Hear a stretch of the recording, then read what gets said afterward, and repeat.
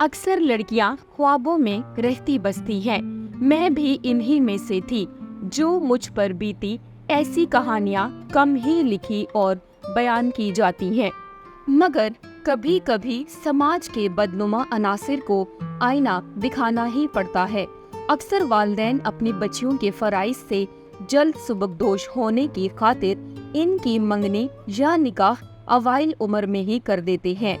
इनमें कुछ खुशनसीब वक्त पर अपने घरों की हो जाती हैं और कुछ मुझ जैसी बदनसीब खुशियों का मुंह देखने को तरसती रह जाती हैं।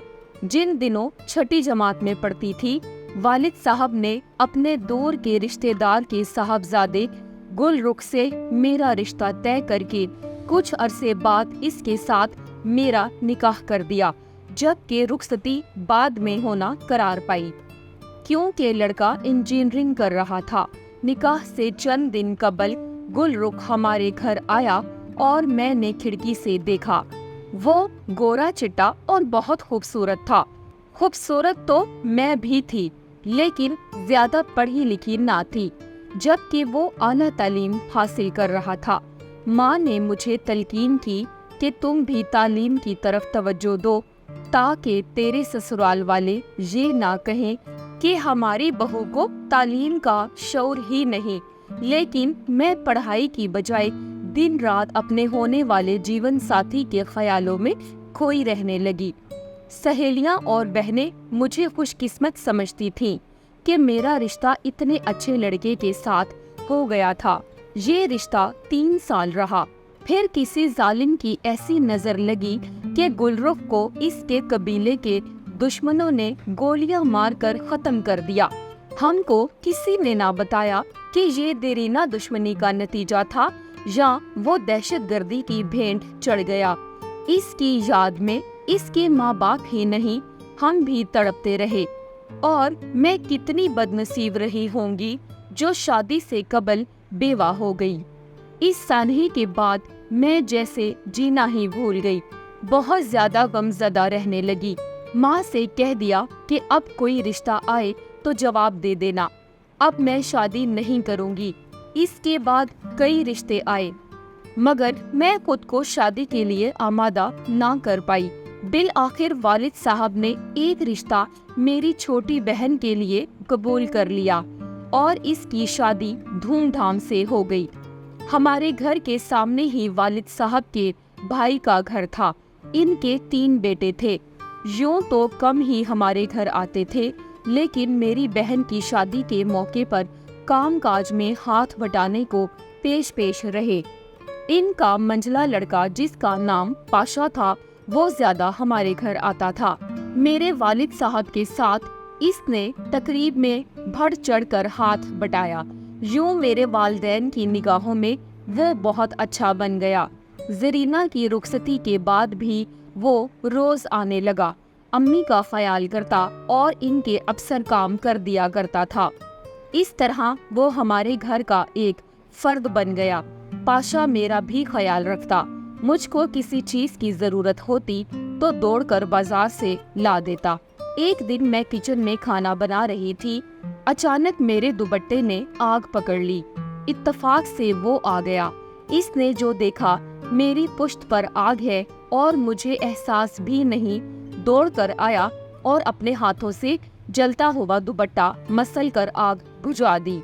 लेकिन इस कोशिश में इसके अपने हाथ जल गए। इस वाक़ये का मेरे दिल पर असर हुआ।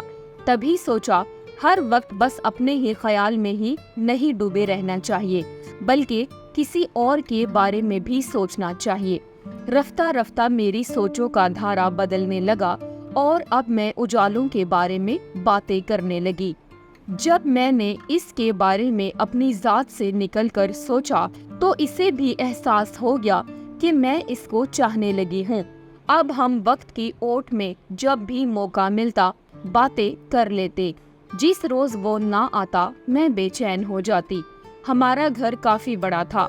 वालदा घर के एक हिस्से में काम कर रही होती तो हम किसी दूसरी तरफ जा बैठते और बातें करने लगते।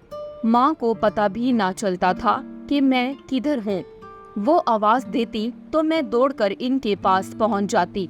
इनको बिल्कुल शक ना हुआ कि मैं पाशा को चाहने लगी हूँ। वो मुझे अभी तक दुखी और गमज़दा ही समझती थी, इसलिए शादी का जिक्र तक मेरे सामने ना करती थी। मबादा और दुखी होकर रोने लगूं। वालदैन तो दिल से चाहते थे कि मेरे दिल की मुरझाई हुई कली खिले। वो अब मेरी शादी के फर्ज से सुबकदोश होना चाहते थे। मैंने मैट्रिक कर लिया था और अब पीटीसी का कोर्स कर रही थी। चाहती थी कि ट्रेनिंग मुकम्मल कर लूं तो वालदैन पर ये बात खुले कि अब मैं शादी करना चाहती हूँ और मैंने पिछला गम भुला दिया है। पाशा पर मुझे एतबार था क्योंकि वो अपनी तमाम बातें मुझे कह दिया करता था, लेकिन ये मेरी भूल थी क्योंकि इंसानी जात बड़ी पेचीदा होती है।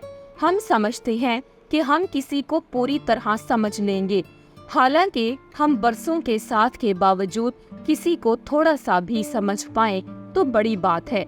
ऐसा ही मेरे साथ भी हुआ। हम एक दूसरे के राजदार बन चुके थे, लेकिन असली राज इसने मुझे नहीं बताई। ये मुझे बाद में पता चला कि वो कई लड़कियों को बेवकूफ बना चुका था। मुस्कुराहट हर वक्त पाशा के होंठों पर रहती थी। वो 21 वर्ष का लंबा और खूबरो नौजवान था। ज़ाहरी तौर पर मुहज़्ज़िब और बहुत शरीफुन्नफ्स दिखाई देता था, लेकिन इसके अंदर का इंसान ज़ाहिर की रूप से बहुत मुख्तलिफ था।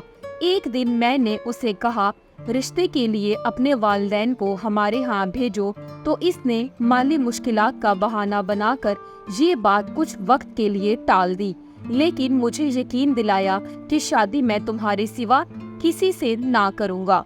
मुझे भी इत्मीनान और सुकून था कि घर की बात है, पाशा कौन सा मुझे धोखा देने वाला है।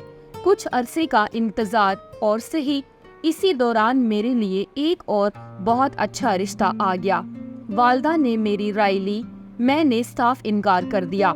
इस वक्त मैं एफए की तैयारी कर रही थी, जिसमें पाशा मदद देने के बहाने मुझसे और करीब आ गया था। वो देर तक मुझे पढ़ाता। जब वालिद ट्रक लेकर कई दिन दूसरे शहरों में गए होते, छोटी बहन और अम्मी सो जाती तो हम रात देर तक अकेले रह जाते थे। तन्हाई में बुराई जन्म लेती है, क्योंकि आग और कपास का कोई मेल नहीं। मैं मोहब्बत को इबादत समझती थी, लेकिन पाशा ऐसा नहीं समझता था। लिहाजा इसने तन्हाई से फायदा उठाकर मुझको मेरे ही ख्वाबों के जाल से शिकार कर लिया। अब वो दिन रात यही बातें करता कि हम लोगों का एक छोटा सा घर होगा और इसमें प्यार की फुलवारी महकती होगी। मैं तो सुहाने ख्वाब देख रही थी और वो मेरे करीब आते आते हद से गुजरता जाता था। एक दिन हम रात के 12 बजे साथ बैठे थे कि मेरी वालदा जाग गई। वो दबे कदमों मेरे कमरे में पहुंची। शायद इन्हें कुछ शक हो गया था। पाशा को मेरे करीब पाकर दंग रह गई। गमो गुस्से से और तो कुछ ना कर सकी। पहले अपने गालों पर तमांचे मारे, फिर रोने लगी। उन्होंने तो पाशा को करीबी अजीज होने के नाते अपना समझा था, एतबार किया था, मगर आज इनका हौसला टूट गया था। मैं रो रो कर अम्मी से माफी मांगने लगी। पाशा ने भी इनके पैरों को हाथ लगाकर माफी के लिए इल्तिजा की और कहा कि वो मुझसे शादी करेगा। बेशक वालिदैन को जहां बेटियों के अच्छे रिश्तों का ख्याल होता है, वहीं इनकी इज्जत का भी पास होता है। इस वाक़ये के बाद पाशा ने शर्मिंदगी की वजह से हमारे घर आना बहुत ही कम कर दिया। आता भी तो सिर्फ माँ को सलाम करके चला जाता और इनके सामने नजर ना उठाता।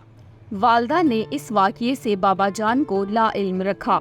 वो जानती थी कि अगर शोहर को किसी बात की भिनक भी पड़ गई तो पाशा के घर जाकर खून खराबा कर देंगे। यूं भी पाशा में कोई खराबी नहीं थी, सिवाय इसके कि इनके माली हालात जरा कमजोर थे। आखिर वही हुआ जिसका खदशा था। जूं मैं शादी पर इसरार करने लगी, पाशा नित नए बहाने तराशने लगा। यहाँ तक कि मैंने इससे नाराज होकर बोलना छोड़ दिया, मगर इस दुख से निढाल थी कि इसने हमारे यहाँ आना बिल्कुल तर्क कर दिया था। मजबूर होकर मैं खुद इसके घर गई। इत्तेफाक से वो अकेला था और चाय बना रहा था। मेरे लिए भी बनाई और कप में डालकर ले आया। हम दोनों चाय पीने लगे। इस तरह हमारी सुलह हो गई। मैंने FA के पर्चे दिए। आखिरी पर्चे में मेरी तबीयत खराब हो गई। पर्चा जो तो दिया, हॉल से बाहर निकली तो चक्कर आया और मैं गिर गई। वालदा मुझे करीबी डॉक्टर के पास ले गई। इत्तफाक से डॉक्टर नमाज पढ़ने गया हुआ था।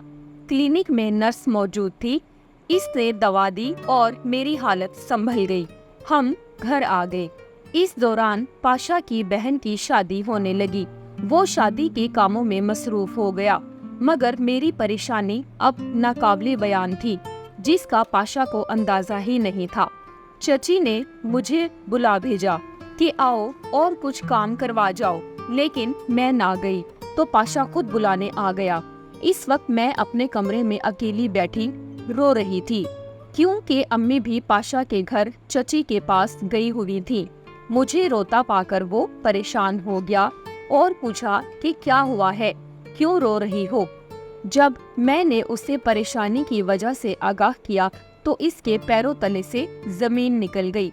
इसने मुझे तसल्ली दी कि फिक्र ना करो, बहन की शादी है, जो ही फरागत मिलती है मैं अम्मी से अपनी और तुम्हारी शादी की बात करता हूँ। लेकिन ये झूठी तसल्ली थी। इस वाक़ये के 2 रोज बाद खाला खालू भी शादी में शिरकत करने नजदीकी गांव से आ गए। आते ही खालू ने मुझे खुशखबरी सुनाई। मैंने फिलहाल अपने गांव में तुम्हारी मुलाजमत करा दी है, जो अभी आर्जी है। ताहम हमारे घर के नजदीक ही लड़कियों का प्राइमरी स्कूल है, तुमको सहूलत रहेगी। ये बताकर उन्होंने मुझे ज्वाइनिंग लेटर भी दिया। वो महकमा तालीम में मुलाजिम थे, लिहाजा इतनी जल्द मेरी बतौर टीचर मुलाजमत का बंदोबस्त हो गया। पाशा की बहन की शादी हो गई, इसे फरागत मिली और मुझे ज्वाइनिंग लेटर मिला तो वालदा ने कहा कि अब खाला के गांव नौकरी पर जाओगी कैसे, कौन तुम्हें रोजाना छोड़ने और लाने ले जाने का जिम्मा उठाएगा। पाशा ने कहा, ताई जी मैं जाऊंगा, मेरे पास मोटरसाइकिल है, गांव कौन सा दूर है, फिलहाल मुलाजमत ज्वाइन कर लेने दे, बाद में खालू जी किसी से कह सुनकर अपने शहर में तबादला करवा देंगे। वालदा ने इजाज़त दे दी, क्योंकि मैंने बहुत मिन्नत समाजत की थी कि ज्वाइनिंग ना दी तो खालू दोबारा सिफारिश नहीं कर सकेंगे और मुझे सरकारी मुलाजमत भी कभी नहीं मिल पाएगी।